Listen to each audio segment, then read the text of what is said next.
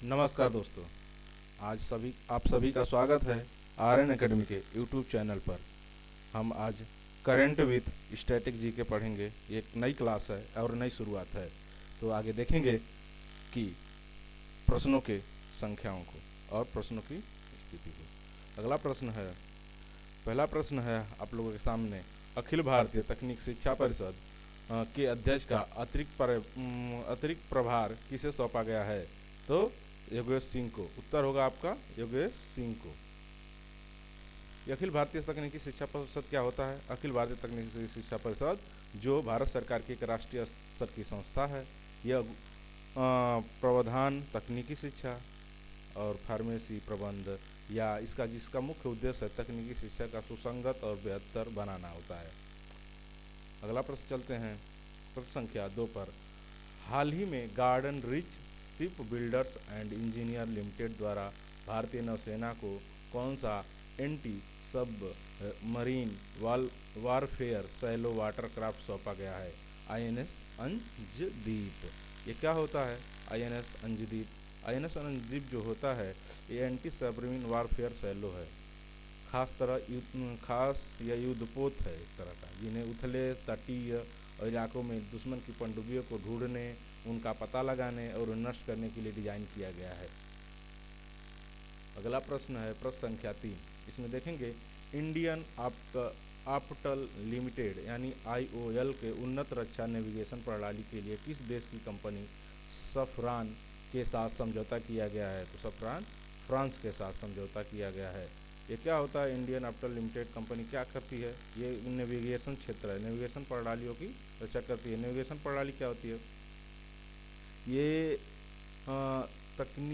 तकनीकी एक IT sector है। ये कला साइंस एंड टेक के प्रश्नों में बनता है। ये नेविगेशन यानी अंतरिक्ष में भेजे गए उपग्रहों के कैसे नेविगेट किया जाए उसका देखभाल के लिए ये एक कंपनी है जो बनाती है। अगले प्रश्न चलते हैं प्रश्न संख्या 4। किस एविएशन स्टार्टअप ने बेंगलुरु में अपनी इलेक्ट्रिकल फ्लाइट टैक्सी का ग्राउंड टेस्टिंग शुरू किया है? फ्लाइंग टैक्सी यह एक सरला एविएशन सेक्टर है जो एक 6 सीट की टैक्सी का रोड मैप तैयार किया है इसे बनाने के लिए। ये किस एविएशन है? तो सरला एविएशन कंपनी है। इसमें क्या होगा? यह एक एरोस्पेस स्टार्टअप है जिसमें शून्य नामक 6 सीटर वाली एक फ्लाइंग टैक्सी बनाई जा रही है। अगले प्रश्न चलते हैं प्रश्न संख्या 5 पे। ये किस टीम ने फाइनल में भारत को हराकर अंडर 19 क्रिकेट एशिया कप का खिताब जीता है? जो हुआ है अभी एशिया कप का कप, जिसमें पाकिस्तान ने भारत को हराकर फाइनल का खिताब जीता है, जिसमें वैभव सूर्यवंशी, आयुष मात्रे सब खेल रहे थे। अगले प्रश्न चलते हैं 68वीं राष्ट्रीय निशानेबाजी चैंपियनशिप में पुरुषों की 10 मीटर एयर राइफल स्पर्धा में स्वर्ण पदक किसने जीता है? किरण अंकुश जाधव नौसेना से हैं। अगले प्रश्न संख्या 7 पे है। यह करंट अफेयर, फीफा पुरुष विश्व रैंकिंग में कौन सा देश वर्ष 2025 में अंत में शीर्ष स्थान पर रहा है? स्पेन। फीफा जो खेल है 21 खेल से जुड़ा हुआ है। फीफा फुटबॉल से जुड़ा हुआ है, फुटबॉल।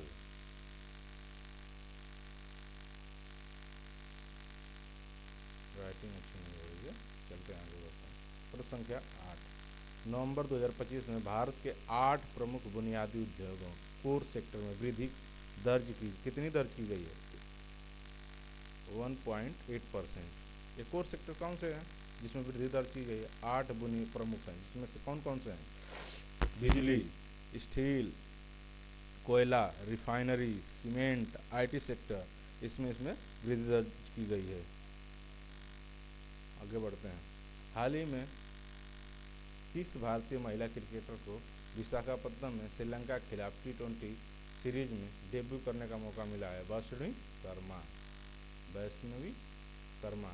ये खेल जगत से प्रश्न बन रहे हैं, आईटी सेक्टर से बने हैं, फिर साइंस एंड टेक से बने हैं। फिर उसके बाद ये खेल से बन रहे हैं। उसके बाद अगले प्रश्न चलते हैं। बीसीसीआई ने महिला घरेलू क्रिकेटरों सीनियर की दैनिक मैच फीस को बढ़ाकर कितना कर दिया गया था? 50,000। पहले कितनी थी? 20,000 रुपये। नई दिल्ली स्थित किस देश ने उच्चायोग ने हाल ही में अपरिहार्य परिस्थितियों के कारण वीजा सहित सभी काउंसुलर सेवाओं को अस्थायी रूप से निलंबित कर दिया है? कौन से देश में? बांग्लादेश में। अपरिहार्य परिस्थितियाँ क्या होती हैं? अपरिहार्य परिस्थिति उसे कहते हैं जिसे टाला ना जा सके, जिसे अपने मन के अनुसार टाला ना जा सके, किसी स्थिति में भी टाला ना जा सके, अपरिहार्य स्थिति में। कठिन टर्म को हम समझते भी चलेंगे साथ ही साथ। प्रश्न संख्या 13 है। भारत में हाल ही में चक्रवात से प्रभावित किस देश को $450 मिलियन का राहत पैकेज देने की घोषणा की गई है? यह श्रीलंका देश है। भारत ने श्रीलंका देश को चक्रवात से प्रभावित होने के कारण $450 मिलियन राहत पैकेज देने की घोषणा की है। प्रश्न संख्या 14 आज के करंट अफेयर है। उत्तर प्रदेश सरकार ने हाल ही में लघु और सीमांत किसानों को कितने प्रतिशत ब्याज दर पर ऋण उपलब्ध कराने की घोषणा की है? कितने परसेंट? 6%। लघु और सीमांत किसान के लिए कितने प्रतिशत ब्याज दर की ऋण प्रदान करने उपलब्ध कराने की घोषणा की है? 6%। अगला प्रश्न है 15। किस राज्य सरकार ने कावेरी डेल्टा में पाए जाने वाले स्मूथ कोडेड ऊद बिलाव के संरक्षण के लिए एक विशेष पहल शुरू की है? तमिलनाडु ने। क्या हो गया है? ये रेड डेटा में आ गए हैं, तो ये विलुप्त होने की स्थिति में आ गए हैं, इसलिए इनकी संरक्षण की जरूरत पड़ रही है। भारत वन्यजीव अभ्यारण्य 1972 अधिनियम 1972 के तहत इन्हें संरक्षण मिलता है, और 1972 के अधिनियम संरक्षण मिलता है तो इन्हें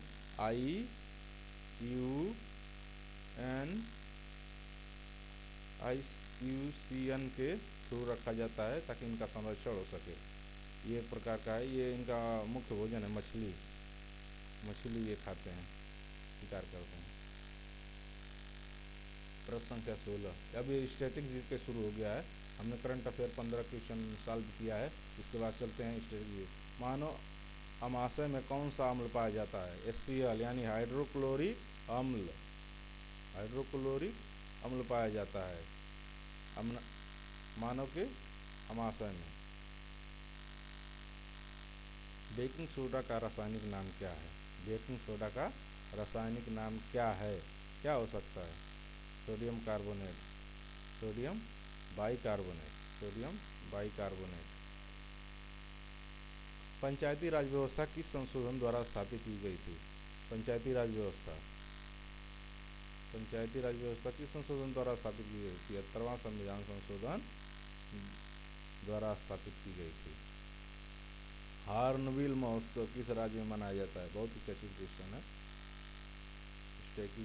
स्टैटिक जीके में पूछा जाता है। नागालैंड 7 सिस्टर में आता है।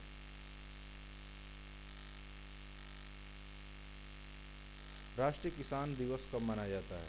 राष्ट्रीय किसान दिवस कब मनाया जाता है? 23 दिसंबर।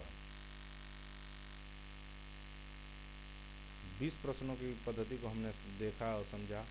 हमारी क्लास को देखें और बताएं कैसी लगी क्लास, और हमारे YouTube चैनल RN Academy को सब्सक्राइब करें, कमेंट बॉक्स में बताएं, शेयर करें।